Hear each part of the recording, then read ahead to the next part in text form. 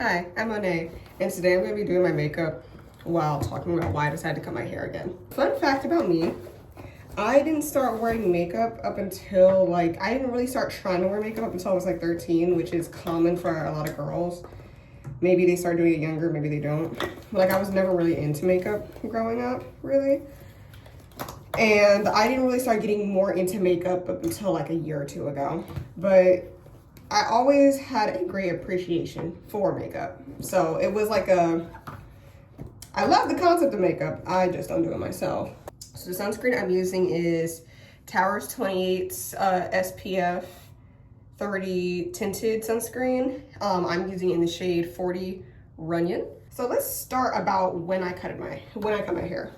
So I cut my hair on the 1st of March, this past March. And I did it off of impulse, if I'm completely honest. So basically, I, for the past few months, have been looking into possibly changing my hair in some shape or form. Whether that be dyeing it or getting a new style. For the most part though, I knew I wanted a change. So dyeing it was not gonna be enough for me. So I was sitting there and I was talking to my boyfriend about it. And he was just like, just go ahead and just dye your hair. And if you don't like how it looks dyed, or if you still want to cut your hair after that, then cut your hair.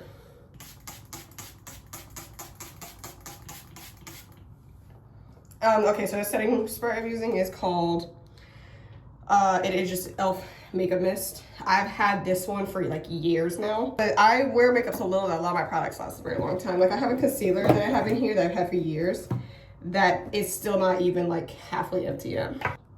So first, I'm gonna go ahead and start with another e.l.f. Concealer. It's this one right here. This is in the shade, let me see, Deep Olive. I think I had to substitute this one. Let me see if it'll actually show up. I keep doing like this, but I forget that the iPhone does this a bit different. But I think with this one, I actually had to do a settle situation, because what happened was I had a specific shade I used to use all the time when I was a kid, but I just lost it, I guess, or I wasn't keeping track of it. Or no, I still had it because I keep my makeup for a long time. So I still had it. It's just it was running low, but by the time I went to go find a new shade, they basically just renamed it. So I had to do a new color match and everything. I'm now about to use the Fenty Beauty, let me see, foundation, the Pro Filter. See if that'll pop up a little bit better. This is shade 335. For those who, let's see if it'll clear up. Do I gotta do the influencer camera thing? Yes, I do. Okay. But yeah, so it ran out on me, and so I had to go ahead and get a new container of it because I just now didn't have that shade no more. I did try to think about it really hard at first whenever I cut my hair, because I was thinking about okay, how about we just dye it? Maybe we just want to dye it and have a new look in that sense. But then I thought about it so hard and it would not leave my mind, so I decided to just go ahead and say screw it and just. So what I did was I went in here and I just went ahead and just got everything set up. So I went ahead and got an old shoebox. I got my scissors of choice. I got a nice long video that was playing. So that way I would have something to look at and do while I was cutting my hair, because with cutting locks is not really that hard depending on your thickness. In my case, mine were already mine were kind of a medium small-ish size. I'll put a picture in here probably somewhere to back that up. And so cutting through them was not nearly as hard as cutting through wigs. The first thing I noticed was how much tension relief I suddenly experienced. It felt as if if you have something that's pinching your hair, for girls who have to have barrettes and beads and stuff like that in their hair and bobby pins, if you've ever had to sit there and go ahead and take that style out once it was already completely finished, you were done with it, you're not gonna wear it nowhere else. You end up taking it out and you feel that feeling of release from your head, there was some tension that was sitting there for a long time. That's what it felt like whenever I went ahead and took off the first lock. I was oh my gosh, I didn't know I even had that much tension there. And I'm pretty sure the reason is just because with the locks, depending on how your parts are done, stuff like that too, it could just be pulling, because of that, but I don't know, because, you know, I only had locks from 2024 up until 2026, but I had not hit my 2-year mark. I was like more like a year and a half whenever I cut it. I think the base is looking pretty decent now, so now we can go ahead and move on to the color and stuff. Cut every single lock off. I was even gonna make a video about that as I was cutting them, but I changed my mind up until now. So the eyeliner I'm using is this Lancome. It's their liquid eyeliner. I'll show you what that looks like. And then of course like the little Lancome up there. After I cut my hair, I went through and just trimmed it up real quick just to make sure that everything was lined up the way it should be. I still have not mastered putting on eyeliner yet. Not the way I want it to. It's like I still don't do my makeup much. Like that wing, wolf. Okay, that's not too bad. It doesn't even matter. It doesn't even matter. It doesn't even matter. It's not like I'm going anywhere. It felt so weird though, because I've had these locks for a long time. And the last time I cut my hair was like not too long after my mom had passed. And so it felt weird once again starting back over. When it comes to the why as to why I cut my hair, really, another thing that was about it too was like, I really just want to start over again. I have been going through like a lot of changes in life, and my locks, though beautiful, they just now were getting to a point to where I just felt like as if they were not appropriate for how I wanted to live this new chapter of my life. Because I love them so much, but they did not fit me for this new transition that I'm making. So I decided to just go ahead and cut them off. I still have them. I made sure to keep them. I didn't throw them away. Had them in a box, that way I can just go ahead and reattach them if I ever want to, but even if I don't want to, at least they're there. I know that as a woman, us cutting our hair is usually taken as like a bad thing. Like whenever we cut our hair, like it's immediately assumed that we're going through something. Like, I'm not going through nothing, babes. I just don't want this hair no more. Now, how come that side looks better than that side? Don't matter. Don't matter. But I always have this philosophy that your hair is gonna grow back. So why not just try to cut it once? Time for blush. So now we got the eyeliner done. It's time to go ahead and do blush now. So I got the Morphe Euphoric Rush. Euphoric Rush, is that what this? Yeah. This is their blush. That's what was missing. I was wondering what was throwing me off about my look. I didn't do my eyebrows. I just sat here and realized I put on the eyeliner before I put on the blush.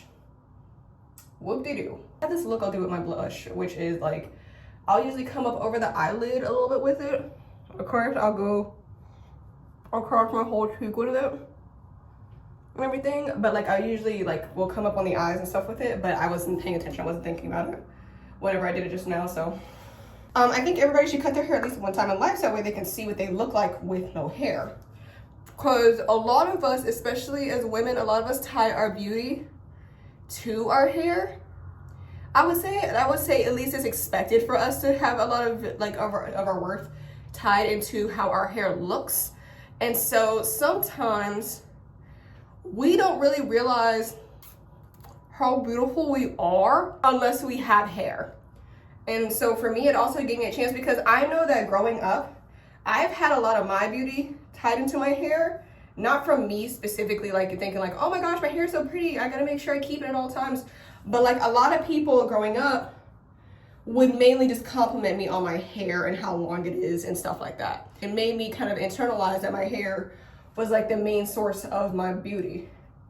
So as a result, I always try to prioritize taking care of my hair once I got older, because I felt like that's the main reason why a lot of people found me pretty in the first place. Obviously it's not. And even then, because of that, I realized that like I became a little bit vain when it came to my hair, at least, because of the fact that like, that's where a lot of my beauty was tied into. That's what a lot of people told me was pretty about me. Not me, my hair. And so it made it kind of easy for me to just be like, okay, well, as long as my hair is long and big, then I am pretty, which is not the case at all. And so by me cutting my hair off, it gave me a chance to finally learn who I was without my hair. Another big thing too that really tied into my decision about me deciding to cut it too was the fact that like I cut my hair, and I'm not gonna lie, the first time I cut my hair, I did not feel pretty up until I had like the length that I have now. Like I didn't really start finding myself pretty with my hair up until it was basically like at like pixie cut length.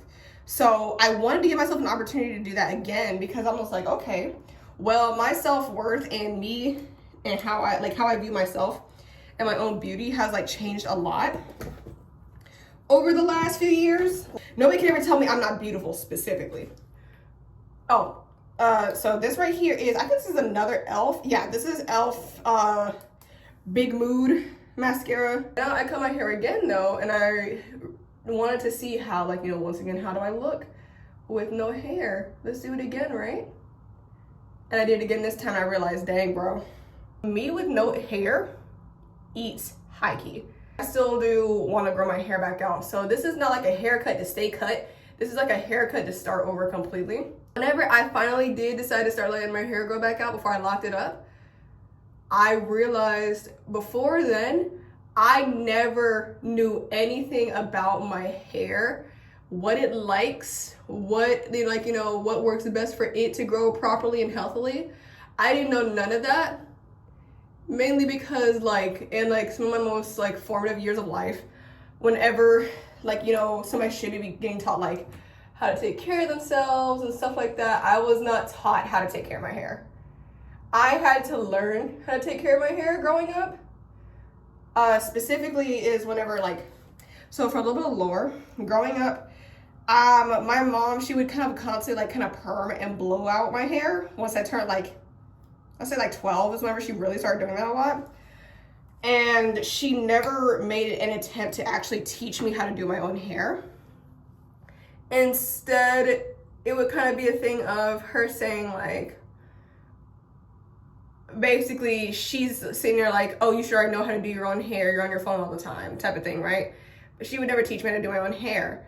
But whenever I started living with my dad, that is whenever I started being taught how to do my own hair by my stepmom.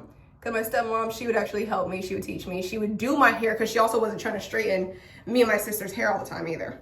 So she was actually taking care of our heads, and that's why my hair was able to grow back healthy after being like heat damaged for years. One of the times when I got my hair blown out, the girl burnt like a chunk of my hair off. And that was crazy. Whenever I had cut my hair for the very last time, that is whenever I started to actually learn my hair for the first time. I started learning about how to take care of it truly properly. Now, when I was in high school, I still was taking care of my hair pretty good. I figured out what products worked for the best for its growth and stuff like that. But I learned whenever I first started letting my hair grow back out again after cutting it, less is better for my hair at least. I was just using a simple shampoo and conditioner, but what I would do is like every few nights I would wet my hair, I would go through with like Blue Magic and grease it. I would tie it up, I would go to sleep. Then repeat the same pattern on a few days later, if not a few weeks later, or close or after the next wash. That was the schedule I had, and as a result, my fro was really big, it was really pretty, still gorgeous and whatnot, and then I locked my hair up after that. But yeah, essentially, I cut my hair again because I wanted to start over. And I also want to finally start learning my hair for what it is and not from what I think it is. That's why we're here today. Now, I'm going in with this, once again, it's just like a regular e.l.f. setting powder. Using setting powder, in my experience, is kind of always adds like a layer of matte to whatever it is that you're wearing currently. Like, it's always managed to kind of add just a little bit of matte to it. So if you feel like it's too pigmented, well, if you're going in with some setting powder, it's not gonna look like that so much. It's gonna fade it out a lot more. So it's not too bad. All right, makeup look finished, completely done. I still wanna get more into learning makeup though, because I wanna be able to do some like really extravagant makeup, but you know, I'll get to that point at some point. But yeah, this is a finished look. This is how we're looking today. This makeup look is probably the makeup look you would see me actually wearing outside the house if I decided to put on makeup that day. But yeah, that's why I cut my hair. I'm gonna go ahead and get in the shower now. See ya.